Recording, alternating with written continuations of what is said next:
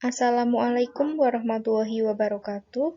Perkenalkan kami dari kelompok 9 dengan anggota Norma Yunita NIM 411904, Halimatus Sa'diyah NIM 419081, Musliha NIM 411083 akan mempresentasikan tentang lembaga wakaf. Definisi lembaga wakaf. Menurut bahasa, wakaf berarti menahan atau mencegah. Sedangkan dalam istilah syarak, wakaf adalah sejenis pemberian yang pelaksanaannya dilakukan dengan jalan menahan asal, lalu menjadikan manfaatnya berlaku umum. Maksudnya adalah menahan barang yang diwakafkan itu agar tidak diwariskan, digunakan dalam bentuk dijual, dihibahkan, digadaikan, dipinjamkan, dan sejenisnya. Sedangkan cara pemanfaatannya adalah dengan menggunakannya sesuai dengan kehendak pemberi wakaf tanpa imbalan. Lembaga wakaf adalah suatu lembaga yang bebas dari pengaruh kekuasaan manapun, serta bertanggung jawab kepada masyarakat. Adanya Badan Wakaf Indonesia atau biasa disebut dengan BWI merupakan perwujudan amanat yang digariskan dalam Undang-Undang Nomor 41 Tahun 2004 tentang wakaf. Kehadiran BWI sebagaimana dijelaskan dalam pasal 47 adalah untuk memajukan dan mengembangkan perwakafan di Indonesia. Wakaf adalah salah satu lembaga Islam yang potensial untuk dikembangkan, khususnya di negara-negara berkembang. Berdasarkan pengalaman negara yang lembaganya sudah maju, wakaf dapat dijadikan salah satu pilar ekonomi. Meskipun wilayah Islam terpecah sebagai akibat penjajahan, namun harta wakaf yang ada di wilayah-wilayah Islam yang sudah merdeka tetap terpelihara dengan baik. Sejarah lembaga wakaf. Wakaf pada dasarnya memiliki akar keislaman yang kuat, di mana dalam perkembangannya, pertumbuhan wakaf yang pesat tidak terlepas dari dinamika sosial, ekonomi, dan budaya yang mengiringi perkembangan masyarakat Islam dari masa ke masa. Keterkaitan masyarakat Muslim dengan tradisi masyarakat di berbagai wilayah penaklukan ikut mempengaruhi pembentukan kelembagaan wakaf yang lebih sistematis. Wakaf dalam bentuknya yang masih sederhana telah dipraktikkan oleh para sahabat berdasarkan petunjuk Nabi. Salah satu riwayat yang menjadi dasar praktik wakaf pada masa awal Islam adalah hadis Ibnu Umar. Hadis ini mengisahkan bahwa Umar bin Khattab mendapatkan sebidang tanah lahan subur di daerah Khaybar dekat Mekah. Umar yang hendak bersedekah dengan lahan ini menanyakan kepada Nabi Muhammad SAW perihal niatnya tersebut, dan Nabi pun berkata kepada Umar,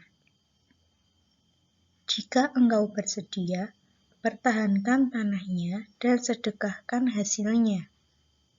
Sehingga mengikuti petunjuk dan saran Nabi tersebut, bahwa Umar telah mempraktikkan wakaf, meskipun ada pendapat lain yang mengatakan bahwa wakaf dalam Islam pertama kali dilakukan oleh Nabi dengan mewakafkan sebidang tanah untuk masjid.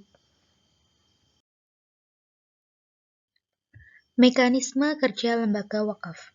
Wakaf uang merupakan bentuk wakaf yang sangat mudah untuk dilakukan dan tentunya sangat bermanfaat bagi umat. Kemudahannya hanya menyerahkan sejumlah uang, dan pemanfaatan wakaf uang ini bisa untuk kesejahteraan masyarakat. Pengelolaan dan pengembangan wakaf uang oleh Nadhir melalui dua mekanisme.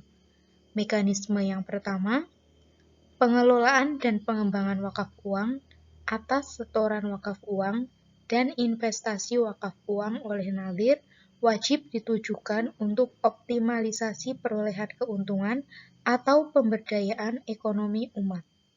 Metode yang kedua yaitu pengelolaan dan pengembangan wakaf uang atas hasil investasi wakaf uang oleh Nadhir wajib ditujukan untuk pemberdayaan ekonomi umat atau kegiatan sosial keagamaan sesuai dengan peraturan BWI nomor 1 tahun 2009 tentang pedoman pengelolaan dan pengembangan harta benda wakaf bergerak berupa uang. Kriteria syariah lembaga wakaf.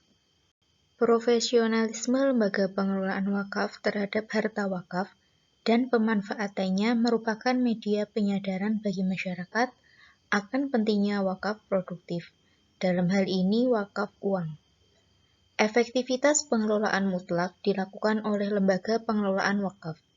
Menurut M. A. Manan, salah satu indikator efektivitas wakaf produktif adalah income redistribution atau redistribusi pendapatan. Pengelolaan dana-dana yang diperoleh dari hasil pengelolaan wakaf berperan penting pada setiap redistribusi pendapatan secara vertikal. Pengelolaan dana wakaf harus dikoordinasikan sehingga efek redistribusi pendapatan dapat berpihak pada golongan miskin, yakni dengan penyediaan jasa dan prasarana penting bagi orang miskin, seperti sarana pendidikan, berkaitan dengan mekanisme pengelolaan dan pelaporan keuangan pada lembaga wakaf, agar meraih kepercayaan dari masyarakat. Lembaga wakaf perlu melaksanakan transparansi dan akuntabilitas. Transparansi berarti adanya keterbukaan dalam melaksanakan tugas-tugas. Setiap aktivitas selalu dibuktikan dengan data yang kuat, sah, dan akurat. Sedangkan akuntabilitas merupakan rasa tanggung jawab yang menuntut pelaksanaan tugas yang telah diamanahkan. Dasar hukum lembaga wakaf. Al-Quran. Dalam surat Al-Hajj ayat 77 yang artinya, perbuatlah kebajikan supaya kamu mendapatkan kemenangan. Kemudian dalam surat Ali Imran ayat 92 yang artinya, kamu sekali-kali tidak sampai kepada kebajikan atau yang sempurna sebelum kamu menafkahkan sebagian harta yang kamu cintai dan apa saja yang kamu nafkahkan, maka sesungguhnya Allah mengetahui. Selain Al-Quran yang dijadikan sebagai rujukan dalam mengamalkan wakaf, terdapat pula pada hadis yang dijadikan dasar mengamalkan wakaf. Hadis dari Abu Hurairah radhiyallahu an. Sesungguhnya Rasulullah shallallahu alaihi wasallam bersabda, apabila manusia mati, maka terputuslah amalannya, kecuali dengan 3 perkara, yaitu dengan sedekah jariah, ilmu yang bermanfaat, dan anak soleh yang mendoakannya. Hadis riwayat Muslim. Kemudian dasar hukum lembaga wakaf yang ketiga, yaitu hukum negara. Yang pertama, Undang-Undang Pokok Agraria Nomor 5 Tahun 1960. Yang kedua, Peraturan Pemerintah Nomor 28 Tahun 1977 tentang tata cara pewakafan tanah milik. Yang ketiga, Peraturan Menteri Agama Nomor 1 Tahun 1978 tentang perincian terhadap PP Nomor 28 Tahun 1977 tentang tata cara pewakafan tanah milik. Aplikasi pengelolaan wakaf di Indonesia. Pengelolaan wakaf mulai diperhatikan oleh pemerintah dengan ditandai adanya peraturan perwakafan, yaitu PP Nomor 28 Tahun 1977 tentang perwakafan tanah milik. Akan tetapi, PP ini hanya mengatur wakaf pertanahan saja. Ini tidak berarti jauh beda dengan model wakaf pada periode awal. Identik dengan wakaf tanah dan kegunaannya pun terbatas pada kegiatan sosial keagamaan seperti masjid, kuburan, madrasah, dan lain-lain.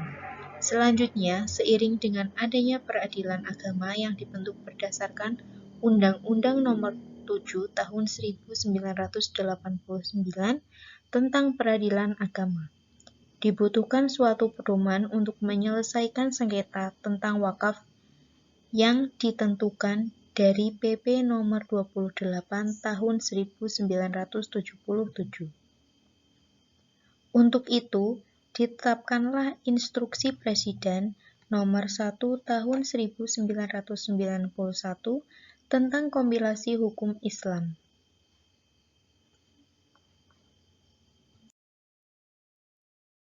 Prospek perkembangan lembaga wakaf. Tabungan Wakaf Indonesia, dompet duafa ini semakin hari menunjukkan perkembangan yang bagus, di mana wakif yang terdaftar semakin bertambah dan lumayan banyak, dan pendapatan pun semakin bertambah. Dan ke depan, TWI berencana mendirikan bangunan-bangunan dan usaha-usaha yang produktif yang dapat meningkatkan pendapatan sehingga dapat mandiri dan berdiri sendiri dan membentuk cabang-cabang baru.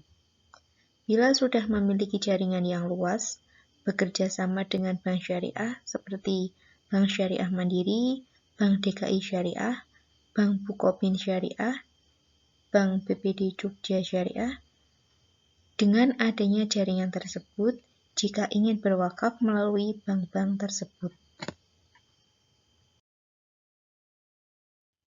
Cukup sekian presentasi dari kelompok kami. Terima kasih. Wassalamualaikum warahmatullahi wabarakatuh.